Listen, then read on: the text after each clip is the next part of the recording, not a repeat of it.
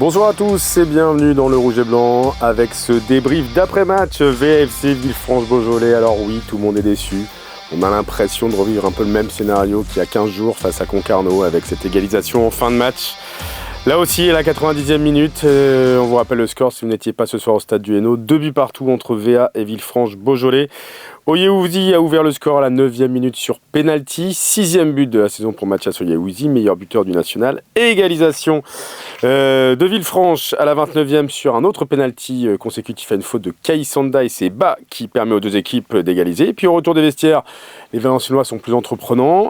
Flammarion profite d'une frappe contrée d'Oyewuzi pour être opportuniste et doubler la mise. 2-1 à la 53e minute. VA qui tient, VA qui résiste, VA qui a quelques occasions de prendre 2 buts d'avance. Et puis patatras, 90e minute sur un mauvais replacement.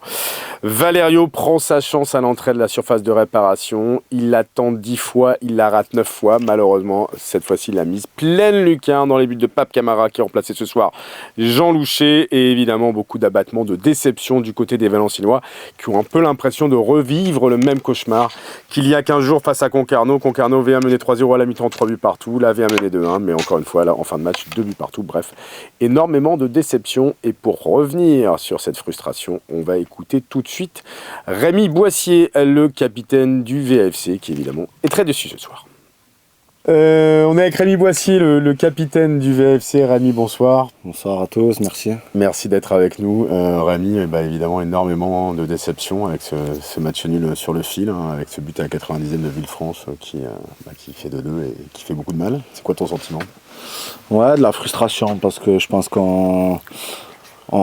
y a 2 points qui s'envolent encore une fois. Voilà, c'est rageant. Après, il faudra revoir vraiment le match pour juger un peu comment ça s'est passé. Mais voilà, la première sensation, c'est que c'est frustrant, rageant, parce que on bosse bien la semaine, je trouve qu'on fait des bons matchs dans l'ensemble et finalement on repart pas avec les 3 points espérés à chaque fois. Donc voilà, c'est frustrant.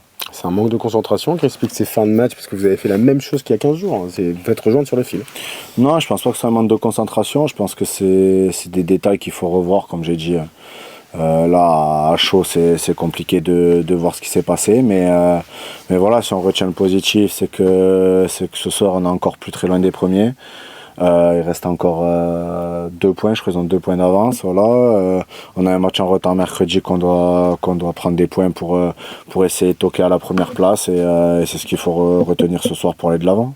Malgré tout, comment ne pas gamberger quand on voit... C'est votre 4e match nul d'affilée. C'est comment garder la foi ?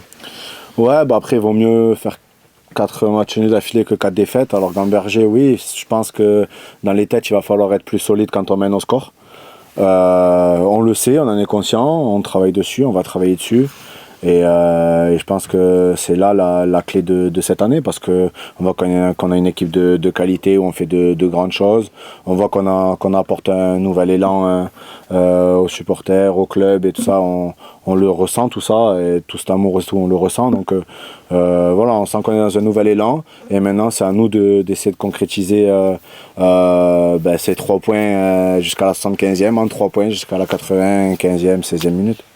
Le meilleur des remèdes, c'est mercredi, aller gagner à Orléans, pas d'autre solution. Ouais, bien sûr, après voilà, il y a rien encore d'alarmant, comme j'ai dit, on a un match en retard, on est encore dans les 4 premiers, on sait que voilà, on est Valenciennes et on est attendu à l'extérieur. Voilà, les équipes adverses qui viennent chez nous aussi arrivent avec beaucoup plus d'envie, de détermination, et il faut qu'on soit à la hauteur de ça et qu'on monte le curseur encore un peu plus haut, c'est tout. Tu gardes la foi. Mais on a la qualité pour, donc je ne me fais pas de soucis pour ça. Donc la confiance est là. C'est ça, il faut. Merci beaucoup, Rémi. Merci. Oui, on a vu beaucoup de déceptions entendues chez Rémi Boissier. Et dans vos commentaires, évidemment, c'est pas la fête. Beaucoup de critiques. On n'est pas tueur comme on doit l'être, selon Valentin. À chaque fois, on se fait rejoindre en fin de match, regrette Steven. Tétanisant, nous dit Florentin.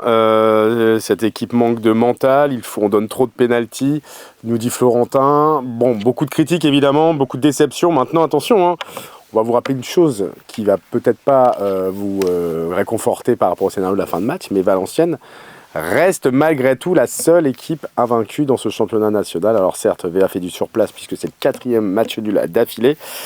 Mais voilà, c'est vrai qu'il y a beaucoup de regrets puisque VA laisse échapper trop de points dans ses fins de rencontre. Ça fait déjà 4 points après les 2 points perdus contre Concarneau en fin de match il y a 15 jours, les 2 points perdus ce soir face à Villefranche-Beaujolais.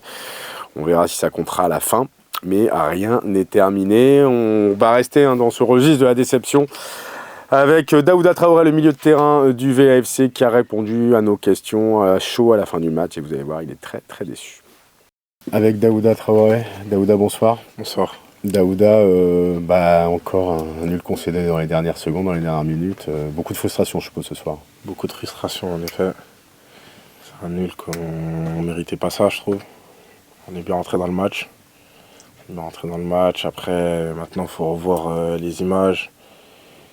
Faut revoir les marquages, un peu de tout ça. Et prendre ce but à la fin de ce match, ça a beaucoup de frustration. C'est ces sautes de concentration qui vous coûtent cher à chaque fois? Ouais, je pense. Je pense à la fin, on doit beaucoup être plus concentré. Et voilà. Comment travailler là-dessus? Parce que c'est le même scénario qu'il y a 2 semaines. Franchement, je sais pas du tout, mais il va falloir rebondir très très vite. Alors justement, il y a Orléans qui arrive mercredi. C'est ça, Orléans mercredi. Ouais. Pas d'autre choix que de gagner, quoi. C'est ça, va falloir la victoire. Comment t'expliques ce comportement de l'équipe qui arrive à revenir, à reprendre l'avantage en deuxième mi-temps et qui, on a l'impression, a peur en fin de match? Je dirais pas que c'est une peur, mais plus un manque de concentration vers la fin. Tout le temps, c'est le même scénario et on est bien revenu en deuxième mi-temps. On avait la dalle. Et voilà, franchement, je saurais pas trop vous dire. Ouais, on sent beaucoup de déception à chaud comme ça. Merci beaucoup, Daouda. Merci à vous. Déception, je vous disais que c'était un peu le mot d'ordre de cette soirée. VA devra se relancer à Orléans mercredi en match en retard de la 2e journée. Rappelez-vous, c'était ce fameux match reporté à cause d'incendie de la buvette à la mi-temps. Et l'air de rien, malgré tout, encore une fois, ça ne va pas vous réconforter, mais si VA gagne ce match en retard, bien les Rouges et Blancs seront tout simplement leaders du championnat. On n'en est pas encore là. Il y a beaucoup de déceptions ce soir une nouvelle fois. On va d'ailleurs revenir encore une fois. C'est vraiment la soupe à la grimace ce soir avec Biani Mpatalama qui est venu répondre à notre micro à l'issue de cette rencontre. Et là aussi, vous allez sentir beaucoup de frustration, de déception et de tristesse. Avec Biani Mpatalama qui vient avec nous, évidemment. Biani, déjà bonsoir. Beaucoup de déception après ce nul concédé à la dernière minute face à Villefranche. On a l'impression de revivre le même scénario qu'il y a 2 semaines. Je suppose que c'est un peu la gueule de bois. Oui, bien sûr, beaucoup de frustration. Parce que ce soir, on perd 3 points pour moi et pour l'équipe. Et du coup, voilà, de la frustration. En plus, on prend un but sur cette fin de match. Et énormément de frustration ce soir. Comment t'expliques que l'équipe prend ses buts en fin de match? C'est des erreurs de concentration? Franchement, je sais pas. Il faut revoir sur la vidéo. Là, j'aimerais bien voir les vidéos à froid. Parce que là, je suis à chaud. Du coup, je ne saurais pas vous répondre. Beaucoup de frustration et pourtant c'est un match que vous aviez bien démarré. Vous êtes devant au score rapidement grâce à un penalty de Mathias. Le Villefranche revient, mais vous remettez un deuxième en début au retour des vestiaires. Tout s'était bien remis en place, on va dire. Oui, exactement. On revient bien au match. On mène au score jusqu'à la fin du match où on prend ce but qui nous fait mal. Alors comment digérer, comment rebondir maintenant? Il y a un match déjà, on va switcher parce qu'il y a un match déjà mercredi. Du coup, on ne peut pas revenir au passé. Du coup, je pense qu'il faut vite tourner la page et se concentrer sur le match d'Orléans qui arrive vite. Ouais, on sent beaucoup de frustration et de déception. Ouais, énormément. Merci beaucoup, Biani. Pas de souci. Bonne soirée à vous. Biani Mpatalama, on va vous donner les scores de cette 8e journée de National. Alors, Aubagne a battu Boulogne-sur-Mer 3-0. C'est la première défaite de Boulogne cette saison en National. Concarneau s'est imposé 3-1 face à Châteauroux. Nancy est venu à bout de Bourg-en-Bresse 1-0. Nîmes-Sochaux fait match nul. Fait match nul 1 but partout. Même score entre Orléans et Dijon. QRM est allé s'imposer sur la pelouse du Paris 13 Atlético 1-0. Et donc Valenciennes, Villefranche-Beaujolais, 2 buts partout, ont remis encore le couteau dans la plaie. On va faire un point sur le classement rapidement, avec la première place qui est occupée par Nancy, les Nancéens qui sont leaders du national ce soir avec 15 points. Juste avec le même nombre de points, l'US Concarneau, deuxième avec 15 points également, différence de but de plus 3.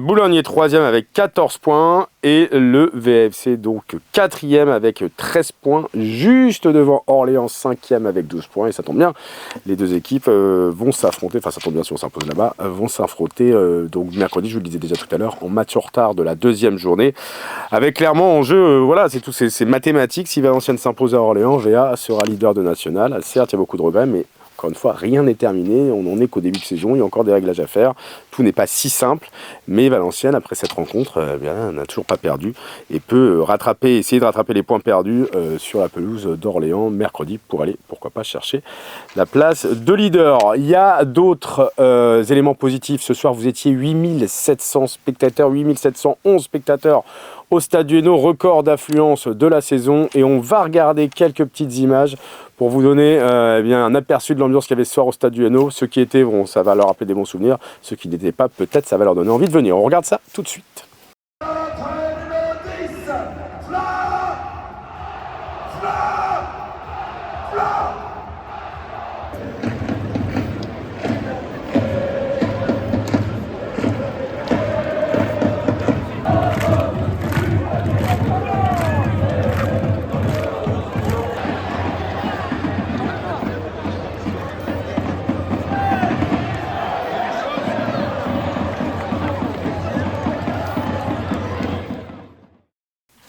Ambiance sympathique malgré le résultat. Vous savez ce qu'il vous reste à faire si vous voulez profiter de cette ambiance. Prochain match du VFC à domicile, ce sera le 23 octobre, en mercredi en semaine, mais pendant les vacances de la Toussaint. Venez, amenez vos enfants, ce sera Halloween qui sera fêté aussi au Hainaut.